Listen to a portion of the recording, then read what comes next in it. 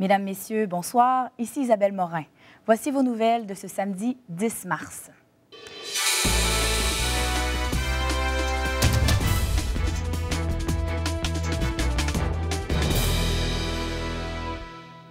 Lueur d'espoir pour les employés de papier White Birch. Le porte-parole syndical de l'usine Statacona analyse l'offre finale de l'employeur.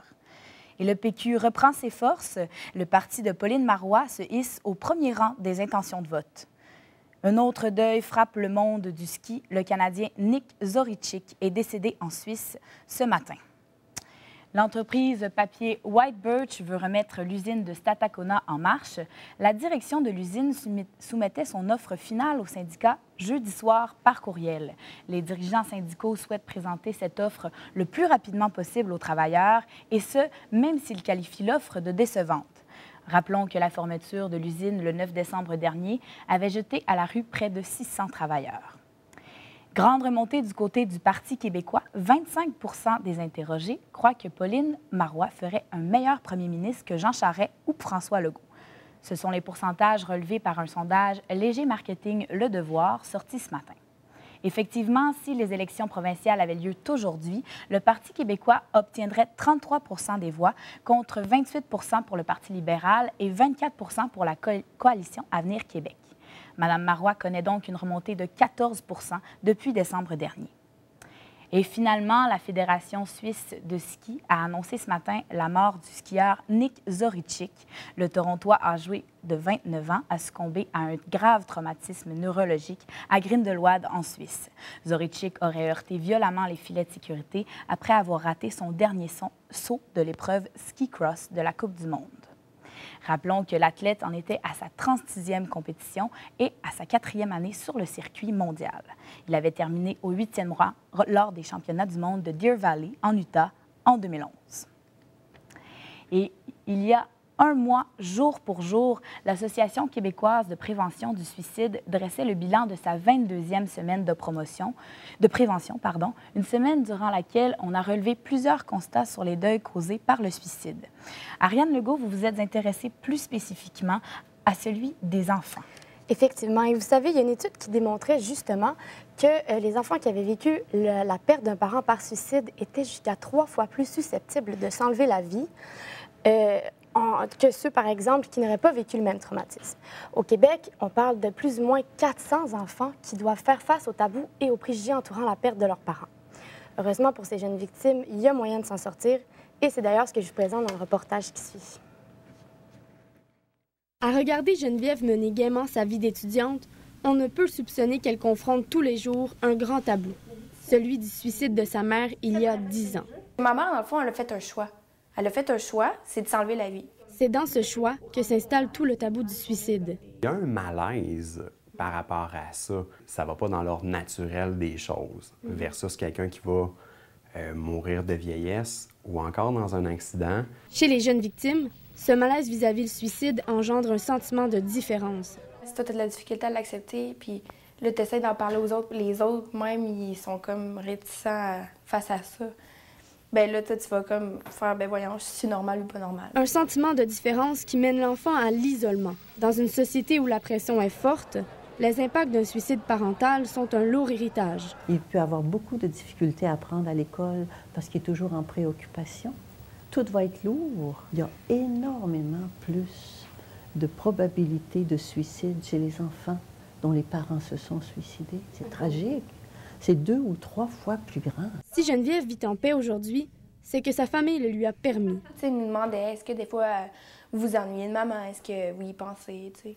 C'était pas tabou, puis ça l'est pas encore tabou, là. Moi, j'ai comme compris que c'était, tu sais, oui, c'était vraiment pas correct de faire ça parce que c'est quand même, d'une certaine façon, égoïste. À ce moment-là, je me suis dit, genre, moi, c'est sûr, je le ferai jamais. Parce que je sais toute la peine qu'on vit après ça. La souffrance et le malaise liés au suicide d'un parent demeureront toujours. C'est tough là, de l'accepter soi-même, mais en plus de le faire accepter aux autres, c'est ça qui est plus dur. Là. Le suicide, ça fait partie des choses aussi, puis il faut pas hésiter à en parler. Il faut absolument en parler, même à un bébé.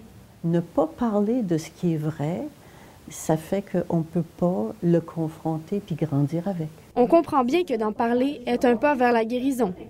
Ariane Legault, JDLC, Sherbrooke.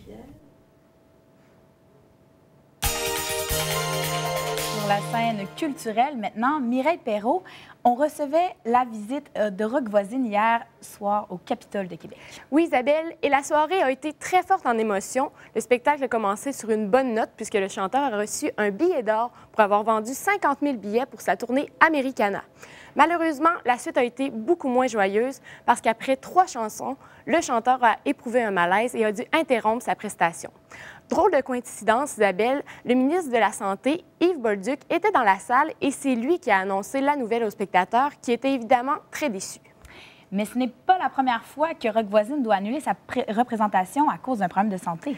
Non, effectivement, à la fin février, il avait dû annuler 2 spectacles à cause d'un virus à la gorge et aux bronches. On espérait qu'il allait être rétabli pour la représentation de ce soir, qui aurait dû d'ailleurs être la dernière d'une tournée de 135 spectacles.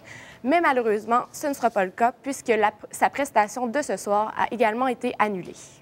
Mais heureusement, Mireille, ces 2 représentations seront reportés à une date ultérieure. Oui, les spectacles d'hier et de ce soir seront reportés à l'automne 2012. Tous les détenteurs de billets sont donc invités à communiquer avec la billetterie du Capitole pour connaître les modalités d'échange ou bien de remboursement. On espère qu'il se rétablira très rapidement. Et maintenant, Mireille, vous nous proposez une activité pour clore la relâche en beauté. Et oui, Isabelle, la semaine de relâche a encore une fois passé beaucoup trop vite. Mais pour vous consoler, je vous propose une activité haute en couleurs. C'est ce soir que prend fin le 4e Festi-Lumière de l'Aquarium du Québec. L'événement qui a débuté avant les fêtes est vraiment un incontournable de la Ville de Québec en ce moment. Et ce soir, c'est la dernière chance pour ceux et celles qui l'auraient manqué d'admirer les 400 000 lumières qui illuminent le paysage hivernal et les nombreuses sculptures de glace.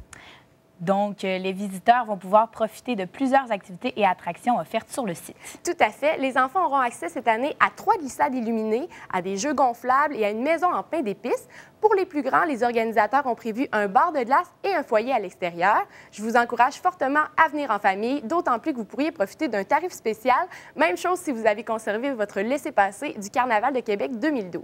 Donc, les activités ont débuté à 18 h et vont se terminer. Merci, Mireille. Nous passons maintenant au fait divers. On va rejoindre Carl, qui se trouve présentement à la rue Miran. Bonsoir, Carl. Bonsoir, Isabelle. On a des nouvelles informations concernant la disparition depuis mercredi soir de Marie-Mélissa Langevin, 26 ans. Oui, on aurait retrouvé son chien à Cap-Rouge, à une dizaine de kilomètres d'ici. Ici, présentement, c'est la rue Miran. C'est ici qu'elle a été aperçue la dernière fois par des passants avec la description qui a été donnée mercredi dernier. Donc, je fais un petit rappel. Marie-Mélissa Langevin est sortie de chez elle pour faire un jogging avec son chien et elle n'a pas été revue depuis. Avec la description, des gens l'auraient aperçue et elle fait son jogging ici presque tous les soirs. Et après son jogging, elle était supposée aller retrouver une amie. Donc, ça suscite beaucoup de questions pour son entourage. Et aussi, une dernière transaction a été retrouvée par la police de Québec au couche-tard sur le coin de la rue Miran et chemin Sainte-Foy. Et avec les caméras de surveillance qui sont présentement analysées, on pourrait peut-être retrouver des suspects. Donc, est-ce qu'on se rapproche, Carl, de la thèse de l'événement? Oui. De l'enlèvement, pardon.